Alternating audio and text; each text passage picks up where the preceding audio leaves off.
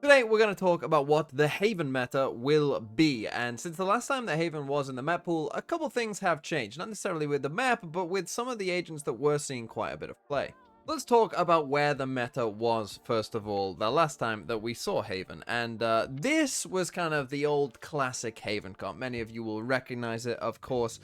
This is kind of what you might call the standard Haven comp that has been somewhat meta for a very long time on the map. But actually when Haven left, there was a competing comp that was kind of 50-50 with this comp in terms of overall play rate, and that was this, the Viper version with a Sky instead. But obviously when we look at this comp now, of course both Viper and Sky, since the last time this map was played, have seen significant nerfs. So that brings up the question, will this comp still see any play, or something like this comp see any kind of play on the map still? So let's talk about some of those nerfed agents then, and let's start with Sky, because Sky, of course, I think has been, heavily nerfed. Obviously, the non-rechargeable flashes were a very big deal for Sky in general, and has seen, significantly less play rate than last year across, most maps, essentially. And I do think that on a map like Haven, where that lack of rechargeable flash is going to be pretty big, right? Because it's going to mean that early on you're probably going to burn a flash or two. It often was a Sky maybe playing out towards A, getting some information. Now you have more limited information, right? That you can't just consistently send flashes down. So I do think that Sky probably won't be seeing a ton of play in general on Haven. I wouldn't have thought, just because of those changes really, I think will make an impact. But now let's talk about Viper, because with Viper it is a bit more complex. The defensive setups and some of the attacking setups, as we'll get into, are largely the same, right? This is the kind of orb that you were commonly seen thrown over towards A. You'd come over towards C and put, a wall across here. Something like this. This was kind of the pro meta for a while, right? The orb on A, the wall on C, and in towards garage. Play around with this wall. You move around the site, all of that. It was quite nice. And the orb on A as well. Any of the fuel changes or anything like that really won't impact this at all, really. You were never picking up this defensive orb ever. This orb is very strong. Allows you to kind of isolate this fight down here if you want to. Allows you again to kind of retreat, move back to the site, hold on to the back site. Very strong for how the Haven meta was playing out. And so here on the defense side, the only nerf that really impacts Viper is, of course, the snakebite nerf. Going from 2 to 1 snakebite, of course, is a big deal, and you will definitely feel that nerf for sure. But I think on the whole, the defensive setup for Viper is still going to be pretty good. And when it comes to the attack side, not that much has changed in my opinion for Viper, because the wall that, was very common across here, this is kind of the meta wall that you would put across A and B just here, right? Allow you to cross down to A. If you're ending B, obviously it smokes off one side of B for you as well. And then the orb, obviously we now know that the orb can't be picked up anymore, but that shouldn't have too big of an impact on this map, because a lot of pro teams were just saving it for the post plant. Just literally just like, oh, we're ending A? Okay, I'll just put my orb on A, right? Or if we're ending C, I'll just go and put my orb on C.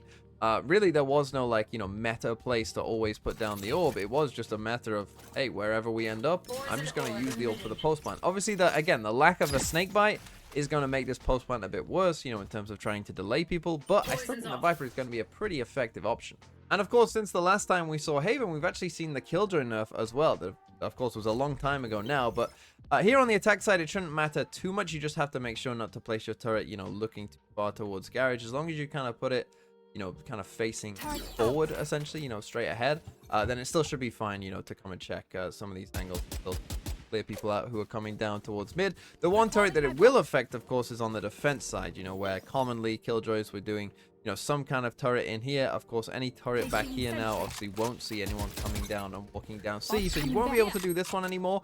So what you'll probably see a lot more instead will be, a turret either down here, right? Something like this, which still will see C and see when people are coming out of garage just there for you. Or I suspect you will also see a lot of, the turret up on here to punish people who aren't, properly defaulting and not destroying this, giving you a lot of information, with then maybe an alarm button garage, something like that.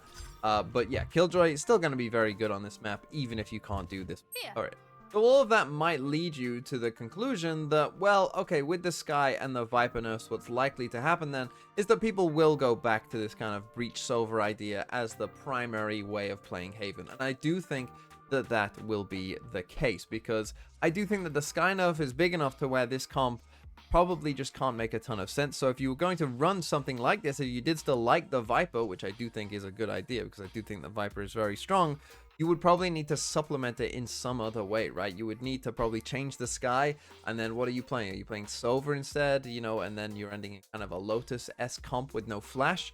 You want to do that on Haven? You know, probably not, to be honest. So that means, you know, well, then we have to play like some like Yoru instead of Jet, right? You start having to change quite a few different things around here, you know, to kind of fit that in and to kind of make the comp make sense as a whole. So I do suspect that most people will go for this kind of normal option. But of course, there are some other agents that we might want to explore as well, like Neon. Now, when it comes to playing Neon on Haven, one of the big advantages Neon might have is beating timings of defensive utility, particularly over towards A, because you can imagine that breach stuns coming down here is going to become very common, as it was prior. But what Neon, of course, can do to beat that is you can just jump ahead. And obviously, with the second slide now as well, you know, being fully accurate, you might be able to fully get ahead of this, you know, and slide out and, you know, take this fight whilst being fully accurate as well, right? Really, potentially very strong and, you know, avoiding any breach stun down here early on, allowing you to take early A control.